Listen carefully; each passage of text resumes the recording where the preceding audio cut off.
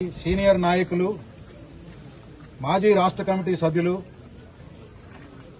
ఉమ్మడి ఆంధ్రప్రదేశ్ రైతు సంఘం రాష్ట్ర ప్రధాన కార్యదర్శిగా పనిచేసినటువంటి సామినేని రామారావు గారిని చింతకాని మండలం పాతర్లపాడు వారి స్వగ్రామం. ఈ గ్రామంలో ఉదయం వారి కుటుంబం వారి ఇంటి వద్దనే ఉదయం పూట లేచి కుటుంబం అంతా పనులు చేసుకుంటున్నటువంటి సందర్భంలో ఈ గ్రామంలో సిపిఎం పార్టీ రాబోయే స్థానిక సంస్థల ఎన్నికల్లో విజయం సాధించే అవకాశం ఉంది, దాన్ని ఎదుర్కోవడం కష్టం అని చెప్పేసి భావించినటువంటి కాంగ్రెస్ పార్టీ శ్రేణులు కుట్ర చేసి హత్య గావించారు. ఈ హత్యని సిపిఎం పార్టీ రాష్ట్ర కమిటీ, జిల్లా కమిటీ మేమంతా తీవ్రంగా ఖండిస్తా ఉన్నాం. హత్యా రాజకీయాలతోని సిపిఎం పార్టీ పురోగమనాన్ని ఆపు చేయలేరు అని చెప్పేసి హెచ్చరిస్తా ఉన్నాం. ఒక చిన్న వాదులాట జరిగినటువంటి నేపథ్యాన్ని దృష్టిలో ఉంచుకొని దసరా పండుగ సందర్భంలో జరిగినటువంటి ఘటన, దాన్ని దృష్టిలో ఉంచుకొని ఈరోజు ఆయన్ని హత్య చేయాలని చెప్పేసి కుట్ర పన్ని కొంతమందిని పురమాయించి కొంతమందిని ప్రయోగించి హత్య చేసినట్టుగా హత్యకి ప్రత్యక్ష సాక్షిగా ఉన్నటువంటి వారు చెప్తున్నటువంటిది చూస్తే అర్థమవుతా ఉంది. అందువలన పోలీసు యంత్రాంగం కూడా ఇవాళ అధికారంలో కాంగ్రెస్ ఉంది కాబట్టి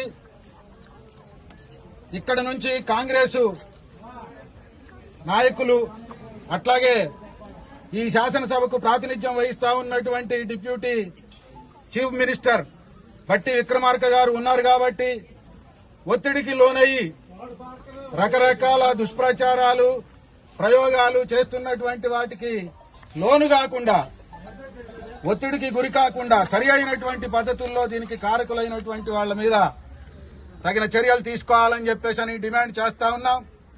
ఈ కేసు పూర్వాపరాలు క్షుణ్ణంగా పరిశీలించి దోషులని కఠినంగా శిక్షించాలి అని చెప్పేసి డిమాండ్ చేస్తా ఉన్నాం. హత్యా రాజకీయాలనేవి సభ్య సమాజంలో ఈనాడు ఎక్కడా లేనటువంటి పరిణామం మనం చూస్తున్నటువంటి నేపథ్యంలో మధుర నియోజకవర్గంలో గత 2 సంవత్సరాల క్రితం ఒక ఘటన జరిగింది. కాంగ్రెస్ వాళ్లే సిపిఎం పార్టీ కార్యకర్తను చంపేశారు.